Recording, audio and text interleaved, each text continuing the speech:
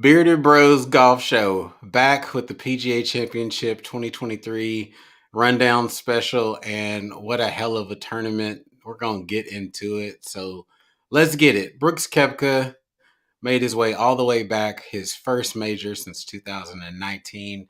And I couldn't be happier for the dude. He was Brooks Koepka himself to death, especially on Saturday. Just looked like he had that look in his eye.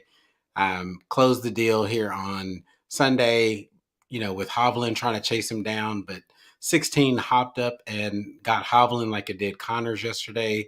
Same bunker, hmm same embedded 9 iron in the face of that bunker.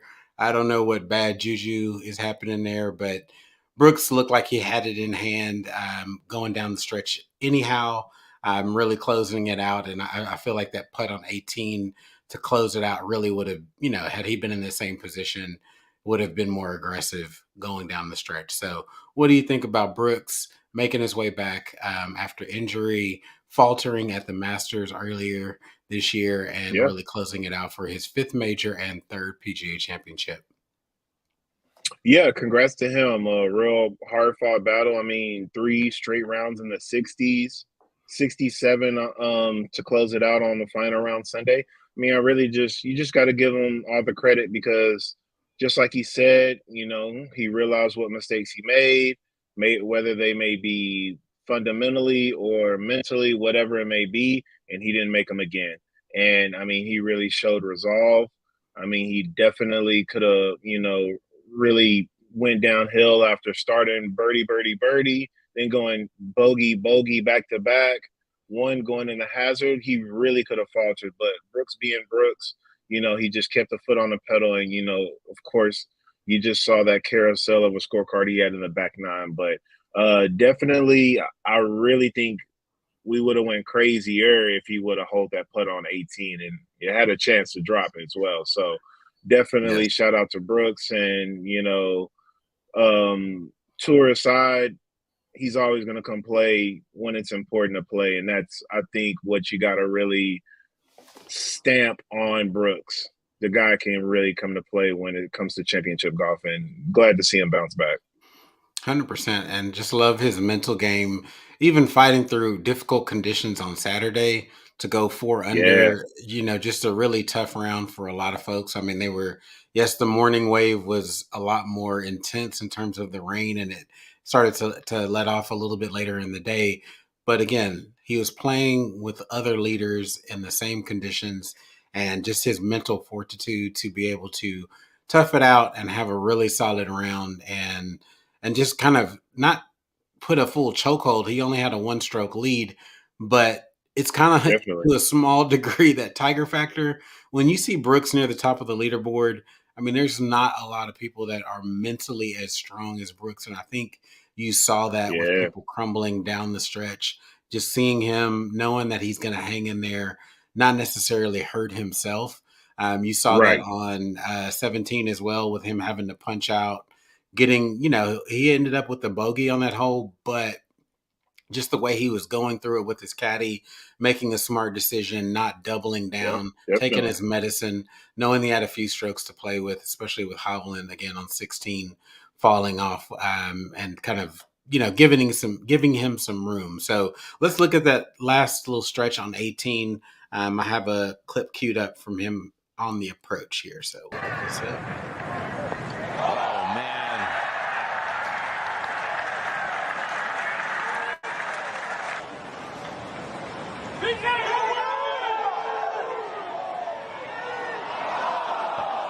Yeah, just had it in hand. He's all Yeah, the way back. Koepka I mean, conquers the PGA in you're Orlando. watching it as it happens, and bro hit his 9 iron so fast the camera almost didn't catch him. It was Yeah, you crazy. you could tell he was getting a little bit He annoyed was with getting Hovland. pissed. Yeah, Hovland was really indecisive going into the 18th green. Him and his caddy just really, the caddy was trying to get him along, but Brooks did his typical kind of eye roll and side eye, and then, like Right. you said, as soon as pretty much like Hovland's ball settled at the top side of the green, Brooks was on top of it, ready to He was go. Appreciate already. the hell out of Hmm. that. I love that. Ready golf. They were right next to each other. I mean, they probably had him by a foot or two, Yeah, off the tee. literally. So, yeah, I mean, it's just good again to see a champion be a champion. Who knows what the rest of this year holds for him if he continues to play this way? In the back of my head, I'm still holding out hope that he can free himself from his live contract and return to the PGA Tour. But it is what it is. If we see him only in the Yeah, majors, we only see him in the majors, and that's just what it's going to be. But it's good to have Brooks back. We were talking pre-show about the live component, so let's kind of rehash that. You know, yeah, at the Masters when he was in the lead, Greg Norman was like, "We're going to swarm the green. You're going to see a ton of live guys up there." And you pointed out, kind of, I missed the walk down. I was kind of running around, but that wasn't the case. So he kind of did it solo. Even his wife wasn't up there. They just announced that they are expecting a child, but even she wasn't up there. And so definitely not the live guys. You only good. saw one, and who was that? Yeah. DeChambeau of all people, Lordy. Yeah. No hate to the live side of things. However, had Right. DeChambeau taken the title, I think I might have been a little more annoyed. But hey, got the result Definitely. that I think we both personally like, and just yeah. Again, the tournament really did pan out. Tough weather on Saturday, kind of cold with the weather delay on Thursday. Friday Hmm. was, pretty much clean conditions, but today looked beautiful. Presented very well on screen. That course pretty damn hard. I mean, it wasn't crazy rough. I mean, it was thick. Don't get me wrong, but we've seen crazier conditions out of U.S. Opens. But I think it played pretty fair. How about you? I agree. And I mean, anytime you have a par 70 course, it's already going to be tough because the big hitters don't have two extra holes to just go crazy and just go see how close they can get to the green in two and everything like that. But I definitely remember Oak Hill being very well, manicured when DJ won it, when he won the U.S. Open there. So Sunday we finally got a chance to look at it and see how pretty it truly is in the sun.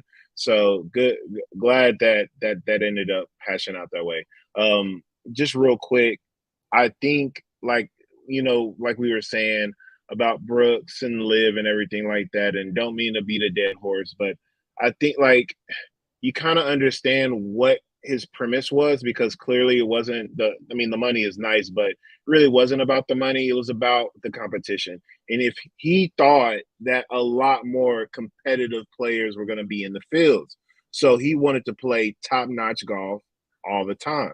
So that's what he thought he was signing himself up for so that they could play competitive golf all the time and him get a mental kick out of it, him be able to, get himself into gear because he felt like he's playing somebody all the time. Not Yeah. this, parody of a tournament where they're playing team competition and it's not really it's even less competitive than your farmers insurance, open or your travelers, you know what I'm saying? It's just Yeah. like he went the opposite. So I completely get it. But anyways, back to Oak Hill No, and no, no, no. definitely I a think beautiful you're course. you're on to something that we missed talking about before the Mother's Day holiday, which Oh yeah. is the body changes with Bryson. So it's a good way to bring that up. Oh, that's Just right. indirectly, he's pretty much back to his pre 2021 body. He put on a lot of weight a couple of years ago, and you know added tons of speed, which is cool, and it netted him some results.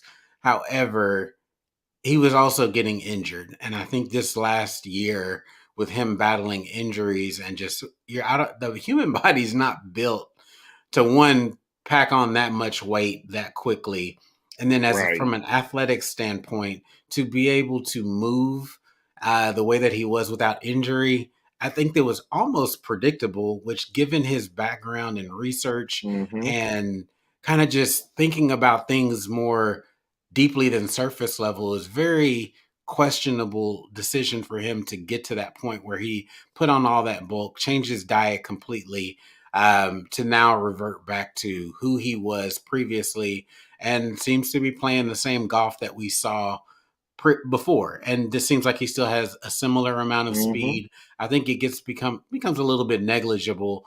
When you're talking about a few miles per hour of club head speed, not going to be able to add a crap ton of ball speed and distance.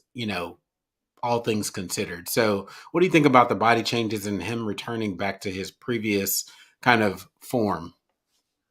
Yeah, I mean, just like you mentioned, I think he finally understood that putting on and bulking that much is going to end up, basically hurting you more because with that amount of torque, and of course you being a grinder because you're a mad scientist, so you always want to check the numbers, you're rechecking the numbers, you're repracticing, and then of course this is your day job, so you're doing this 8 hours out of the day. Then you play a tournament, 4 days of that, of beating balls, then walking around. Oh yeah, all that stuff's gonna build up. Now, if you get back to a wiry frame, get a little bit more loose, a little bit more flexible, a little bit more limber, then you can make those same reps and make them more useful and not as, damaging to your body because you're not blowing that much weight back into the club when you're going down at such a steep impact, such a speed, because he does definitely dig at it. It's not like he's a picker or anything of that imagination. So definitely the best for him. And as long as he's healthily losing the weight and keeping it and maintaining it that way, that the better for him. As long as he didn't do it the wrong way, because that could hurt your body as well. Yeah, exactly. Yeah, I play with a guy who self-admittedly took, some not over-the-counter supplements and, struggled with some health issues and ultimately has had to ratchet that back and move back. So like you said, hopefully y'all did it naturally and without any, cutting any corners. So good luck to Right. Bryson in the future. Still an a-hole in my eyes, but still a quality golfer. So, another huge story from the PGA Championship, one that was completely hard. You could not miss this. Is Michael Block, the PGA Facts. professional who made the cut, and then went on to shoot 470s. That's nuts. So I kind of have queued some clips up from him finding out yesterday after the third round that he's going to be paired with Rory, to his kind of slam dunking it and then kind of on 18, cinching his 15th place finish for this week and been able to just automatically qualify for the PGA Championship next year. Yeah, So next year. let me get He's already in yeah, the field.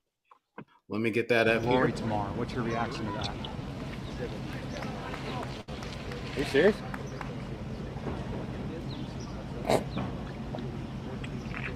Wow. Bro's just living the dream. We're gonna have a good time. Team Taylor made, by the way. Team Nike. And Nike, and Nike, yeah.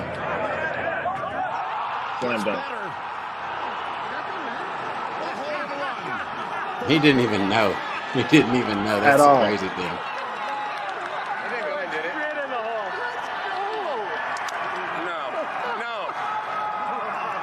He tipped his hat and he thought it was just super close. Yeah, he just thought he had hit the green. He was like, why am I getting a hug from Rory for hitting the green? Right. You getting a hug for 10 feet, he said, like after the round. Yeah. This is him on 18, trying to get up and down. Amazing shot. Like, I can't tell you how hard that shot is and where he was able to land that. Get it to land there. Look at Rory. Yeah. Oh, that's actually Harry Diamond. Imagine being in that position, PGA professional, you're teaching throughout the week, and you have this whole crowd behind you, and you've convinced professionals that you're playing with. 18. Here we are. Hopefully, just one stroke remaining. Stay up. Get there. Yes. Jim Nantz, a true golfer. Talking you to them know all. it. You know it. I loves me some Jim Nantz. Truly. Yeah, just really gracious. Seems like an awesome dude. And then life-changing money. So Piece of him change. his piece of change. I'm sure with him living in California, them taxes are gonna kick his butt. However, $309,000. That's a pretty nice chunk of change to be able to take home, and do with whatever, right? You go into the week Right. and you want to compete and you want to play your best, but do you ever expect to make the cut, shoot even? End up kind of in the final groups on a Sunday. That's crazy. Like, just dude living the absolute dream. Now, he kept Right. saying he's one of us, and I believe it. Like, Yeah, yeah. truly. What do you think about this story? I don't think we've seen this in our lifetime or since we've been golfing to see a PGA professional, teaching professional compete like on this level. Not like that. Not like that at all. I mean, I felt like the last few years we had something to cheer about personally. Wyatt Worthington, the second, making it back to back years. He qualified. Even Hmm. helped the lead this year in their championship. Kind of fell off the bandwagon a little bit. I mean, it Yeah. was a blustery day out there that the days that I saw the coverage. But going into Michael Block, like you read the article that you shared with me, that was perfect. Like it's a true testament to PGA teaching and how that game works. It's not always the glamorous life you think it is. It's not always the I get to play when I want to game. It's absolutely not that. So for him to be able to, as he said, not even getting to hit a medium bucket of balls once a week, not even getting to do Right. that, and still Right. be able to scratch it around for even par. That is gaming. That, like, I mean, what more can you say? Yeah. You play with a guy that is personable in Rory in the final round. You hit a hole in one on the final round. Like, just like he said in the interview, bro, like it doesn't get better than that. How do you No. physically top that? No, I mean, It, to be able to consistently perform, I mean, how many pros, legit pros, did he just beat out over a right. 4 day stretch? It wasn't, Truly. you kind of were holding your breath that maybe he falls off or he just, couldn't sustain it. But to him to go 4 days in a row shooting even par on that tough of a golf course, I think yesterday him whipping it around, some trees with the driver off the deck to get up and down. I mean, Insane, it's man. it's an incredible story. I'm sitting here trying to like think about what's next for him outside of teaching. Can in a couple of years, I think he's 47. Mm-hmm. Does he try to compete Champion on the tour? Champions Tour? Right. Go get some of that Seriously. money, because clearly the dude's got game. And if he was actually practicing consistently, could he step his game up a whole nother level and be able to make money, playing the Right. game versus just teaching? But either way, I mean, had the whole country, golf fans across the board cheering for him, just seemed like a very Absolutely. solid dude. Got a comment here from good old mom. First time seeing a hole in one live. Mom. Michael Block. So, just yeah, story that you love to see. This is a random topic that I've been thinking about as they've been mentioning them on the telecast. Rangefinders. This goes back to a rule change in 2021 about being able to use a finder on, in this major. What are your thoughts on that? And the fact that sometimes they didn't use it and they still chose to go about calculating traditionally versus just shooting it and getting the range and maybe then doing the calcs based on slope and wind and all that jazz. What are your Yeah. thoughts on them using, rangefinders in this tournament? And would you like to see it across the board in professional golf? Um, this is one of the things that I'm definitely very progressive about. I absolutely would love to see rangefinders again because, as me and you well know, we love good pace. We love playing the game fast. So why can't we see professionals do it so that now that you see amateurs and people that hack it around on the courses that we play do it too?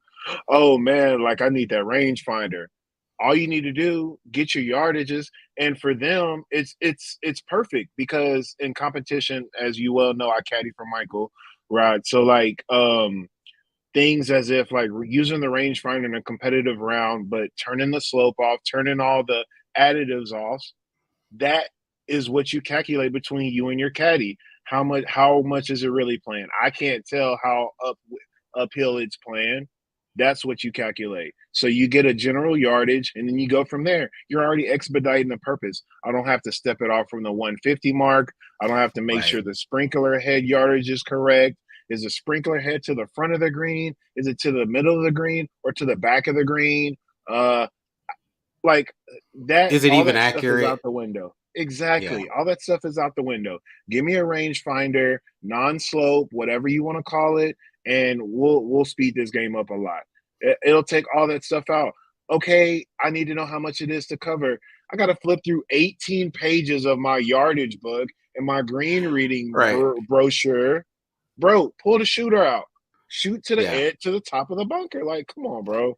Like, I agree. that's one of the Like things just that I feel like the traditional stuff got to stop.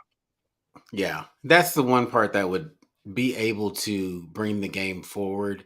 Again, I get it. They have to advertise to make money, but this would help for, again, just efficient rounds, being able to move things forward in the game. You're Hmm. still going to have the, green books that say it's 20 on, 5 from the left side, whatever the case may be. And you'll still Exactly. have You'll that still get pin information. locations. Exactly. And just being able to shoot to a distance. What is it to that bunker?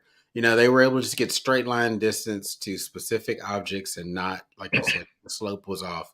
I don't see anything wrong with it outside of some people will say, I think when this originally came about, people were saying this is having a good caddy that can calculate properly or give you more exact yardages than maybe somebody who isn't as great. It's a competitive thing.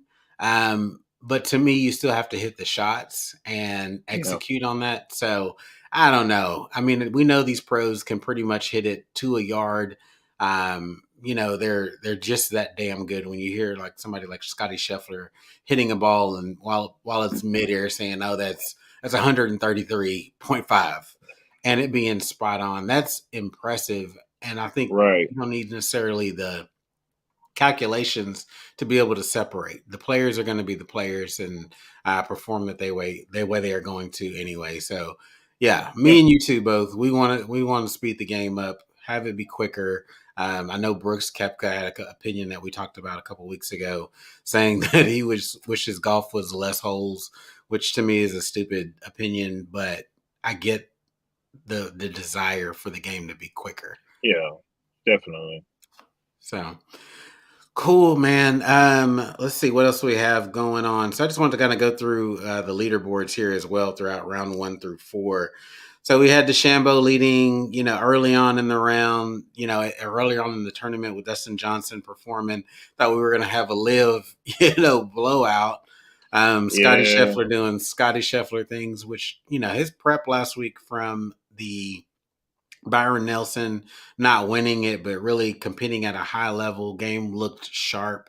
Him coming in and also doing his thing. Corey Connors, I'm actually kind of rooting for him because I don't want him to just be a, Valero, Texas one hit wonder. He's won that tournament Right. twice. Want to see his game travel.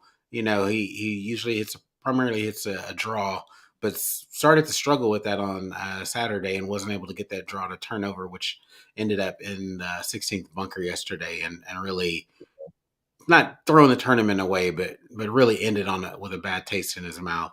Adam Scott was up there, and then after day one, he really fell off. Day two, Corey Connors again, Scheffler, DeChambeau, Justin Suh, Callum Tarrant, whose his name has been at the top of some leaderboards here. Brooks Koepka tracking him. After day two, he was coming Yeah. up. Let's see here. Let me rewind back.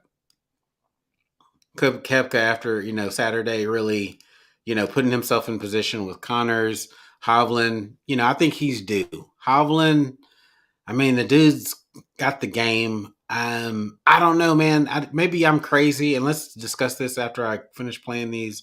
Scheffler just hanging around. I mean, the game is just consistent. Justin Rose, Rory McIlroy didn't completely crap the bed this weekend, which is, love that for Rory. We He want to see showed a him lot of get past. resolve Yeah, he really did. because I feel And like I'm half hoping, his rounds were ass to start. Like maybe 3 out of the 4 were all like, "Yo, he really could shoot a 78 today," and then he shoots a 70 or shoots a 69, and it's like, yeah. "Yeah, Roy, you did that okay, all right." I I think the one exception was Saturday where he started off pretty hot. Had a rough um, Yeah, back part of that nine and the front nine and really was able to string it back together, kind of overcoming the weather as well. And then so here we have our final. Kurt Kitayama shooting a 5 under today, pulling himself up into the top four. So that's pretty damn impressive. And then Bryson, tidied it up with 3 under as well, finishing fourth. But Hovland, I think after today's round, I was a little bit shook. I don't know. Like here's even seeing his post round interview with Dottie Pepper. He's like, I didn't feel like I threw it away. I'm going to disagree.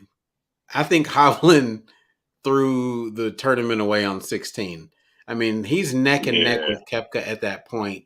You can't tell me that you did not throw it away. You ended up with the double bogey on 16, giving, Bryson what, 2-3 stroke lead at that point.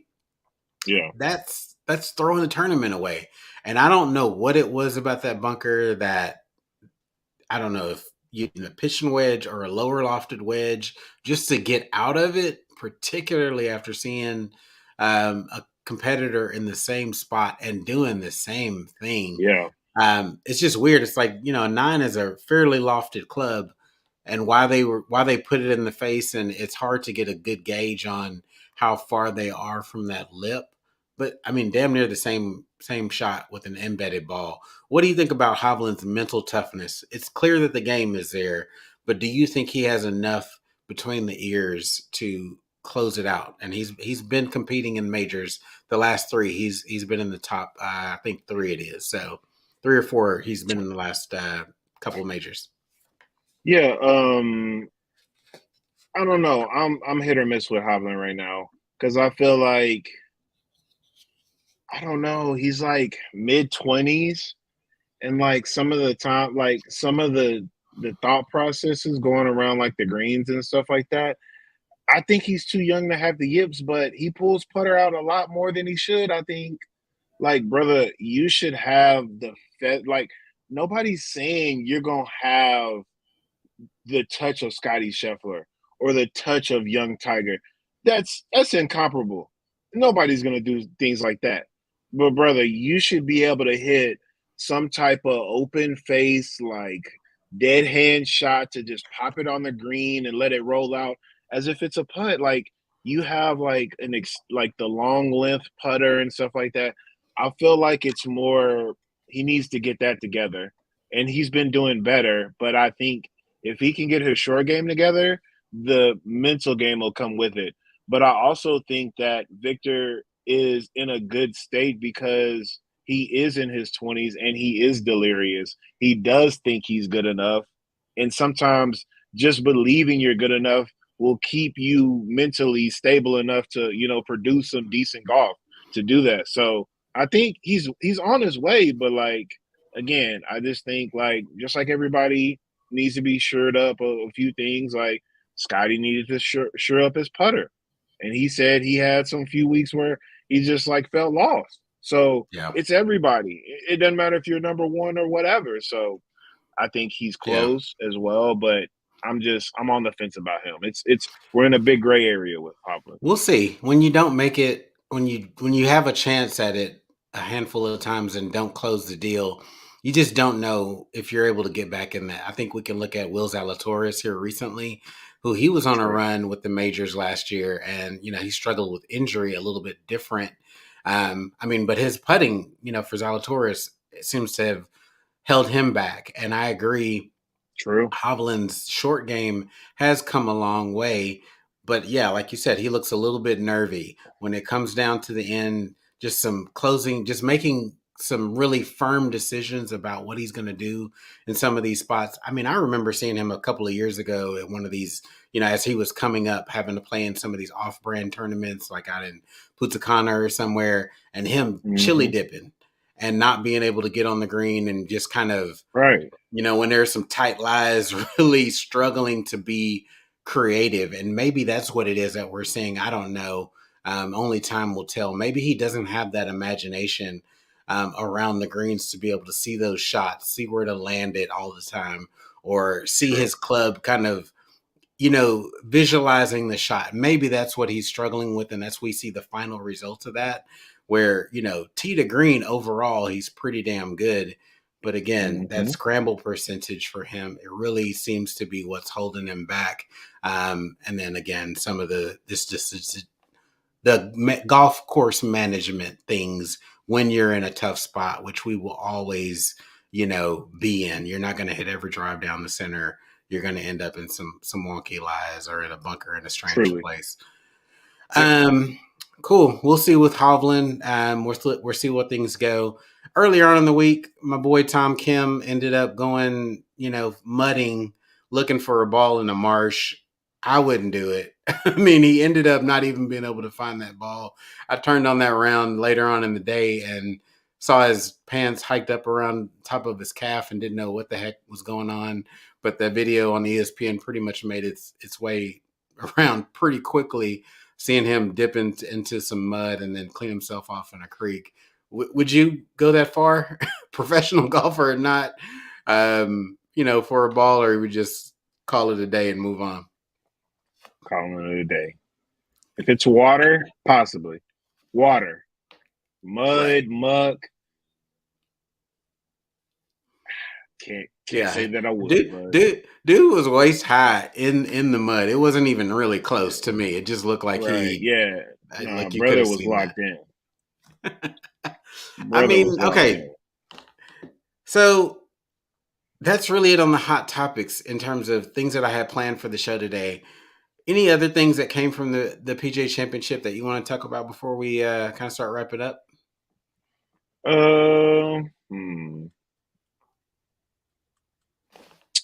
No, I mean, I have one if you don't. Go ahead. I have one if you don't, and then we'll call it for the weekend. Okay. Disappointments. People who just did not perform. Yeah, I was kind of gonna get into that. I want to see. We talked about Rory really finally being able to put it together on the weekend. Rahm, man, I can't tell you. I was doing some yard work on yesterday, so I got a chance to listen to the ESPN coverage, and they were getting on my nerves talking about the rain, especially David Duval. The course seemed to hold up very well to the rain. Course was looking pure still. Like he was, saying, oh, there's water pooling in the fairways. Yeah, I'm sorry. That was very minimal. And unfortunately, weather is part of the game. It's an outdoor game. The morning wave may not get the benefit of, playing without rain for half the round. But even though Rahm made the cut, I mean, he had to fight back from a pretty, poor 6-over round in round one. But his mental part of the game, I thought he was stronger. But the fun thing about having ESPN on the coverage this week, or them getting a big chunk of it, is they're miking up people at a higher rate than I see with other tournaments. And there was that long par 3 where he was like, great hole PGA, and, drop some expletives or whatnot. And to me, I think Rahm sometimes allows that kind of stuff that is out of his control to become part of the story for him. Yeah. I mean, like, I can hear him cursing the heavens and the earths for it raining during his entire round. But that was disappointing. What were some other disappointing outcomes that you saw this week? Yeah, I just looked at the miscut list. I would have liked to see Jason Day make it, but tired, just won, mentally, out of it. Fine. Yeah. Cam Young, He ain't had no excuse, my boy. Well, he had that penalty where he did not move his coin back, and the other players were definitely sad. When those, I forget who asked him to move it over, and just didn't remind him to move it back, which that's not his Right. responsibility. So True. yeah, I agree with that one. Jason Day, Cam Ace, Young, SJM, Sung JM, Sung JM Tom was, yep, Kim. I mean, other than that, Billy Horschel hit a miss. Ricky Fowler kind of coming into form, not really. Siwoo Kim. I mean, yeah. Russ Henley, Matt Kuchar, Wyndham Clark. Wyndham Clark definitely riding a high. Taylor Gooch, I haven't heard from him. I mean, anyways, Well, like I mean, but he won 2 weeks in a row on the Mr. Live Back to Tour. Back winner on 54 hole events. But it's a different ball game. It's a major, and it takes a different level of mental acuity. It's not just your standard tour stop. It's not your live, tour stop. This Yeah, is big boy golf, and you gotta step up when the lights are on. And unfortunately, Gooch did not make the cut. yeah, Phil kind of just had I think he ended up double digits over. Ultimately, just it's yeah. tough. I mean, It these were is what tough it is. conditions. This course played like a major championship venue. I again repeat that it was fair. It wasn't Yeah, tricked up. It wasn't crazy, and I think it held up very well. Two more majors left this year. We're finally feels like we're deep, deep, deep into the golf season. I remember after we talked, about the Masters, how early it felt with so much good golf going on. We do have a couple of right. really good tournaments coming up, though. Coming off of the PGA Championship, we have the Colonial, which will also bring out some pretty big names. You're going to get a Scotty Scheffler. Adam Scott typically likes playing in Texas and at the Colonial, Yeah, so he'll probably be out. So you'll have some really good names, and then I think we follow up with the Memorial the week after that. yep. So the good golf does not slow down. We keep this season moving. It's good to be back in the saddle after we missed last week for Mother's Day. Just talking golf and chopping it up. So I'll let you close it out. If there's anything that you wanna throw out there. Yeah, speaking of Oak Hill and the course conditions and everything like that, we were talking about ways to take the competition up without diminishing the golf ball. Remember, weeks ago, this is a perfect example. I'm not saying you got to make par 70. I'm not saying you got to make it 7,300. Grow the rough up. Make missing the fairway penalizing. If these professional golfers cannot golf their ball, Yeah, don't trim the bunkers. Make the bunkers actual hazards. Make a yeah, lot of these things like there's so many more ways to do this without playing tree line courses with pine straw where they can literally spin the ball left to right, right to left, 30 yards, whatever they want to do, because they're making clean contact. Make yeah. them to where they can't make clean contact unless they're making good shots. What? Like, Speaking of that, I agree with you wholeheartedly. There are ways to create courses, and one aspect that really jumped up on some of these pros this week were those mountains, not mountains, but moguls and hills around the green complexes here. That mhm, really had people not they were scrambling. exactly. A good grass bunker or mogul, and they had a name for them that they were calling them, can really introduce something that these pros aren't used to playing. And you throw that into some course designs here and there. I think that can really be a game changer. It's easier, clearly, to maintain a mole hill mogul versus a bunker. And at this point with Agreed. pros, bunkers are so predictable and their games are so tight out of the sand that that's not Right. even really a hazard, particularly greenside, right? I mean, yes, there's the top of the top and then there's kind of the next level. But overall, to get to that level, you have to be able to play pretty well out of greenside bunkers. So kind of Hmm. throwing some different elements in there, The sand really is always can good. mess Give them them up. bad sand. Like, No, you'd have pros, like I think I heard John Rahm complain about sand, talking about, oh, there's too much sand in the face or it's inconsistent. Even saw that on the Champions Tour a couple weeks ago, on a finishing hole where somebody was complaining about how much sand was in the lower part of the bunker versus the face. And, they ended up with like a buried lie, like a fried egg type of lie. And it just really effed him up. They did not know how to handle that. So I don't know. I don't know about messing the bunkers up, but like you said, there's so many other ways to defend courses against length. And mhm. that also kind of makes me think about another aspect. Seeing Michael Block compete, you would typically, you wouldn't call him a professional golfer, but let's say, they started bifurcating the rules for people like a Michael Block that play, occasionally he plays in these PGA, Right. teaching professional type of events where he's playing a different ball than professional golfers that tee it up for a living.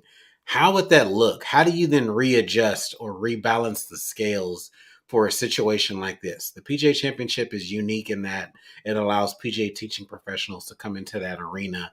So then what do you do? Which way does it go? Does he now get a reduced flight ball? I don't know. It's just there's so many stupid things about the ball rollback that It's goofy. just It's goofy completely. I mean, yeah. there's no way around it. The long term effects definitely would outweigh any benefits of distance gained. And again, the research doesn't necessarily bear out that reducing the golf ball will have any effect, or that we're moving to a point where distances are just astronomical and changing the fundamental ways that the game are played. So I think that's a good Exactly. finish. I think we had a really robust show, and Yeah. good to be back in the saddle, and we will be back at it again on next Sunday, covering the Yes, sir. Colonial and any additional news that's coming up. I think one last note: Will Zalatoris said he's trying to return by September, which we're expecting him to be out for an entire year. So that'd be awesome to see him return to health and competing again. Hopefully in Yeah. time for the playoffs, and go from there. So, Bearded Bros Golf Show. I'm doing it late. I'm Rod. And I'm Marcus. And we'll catch you next week. Peace.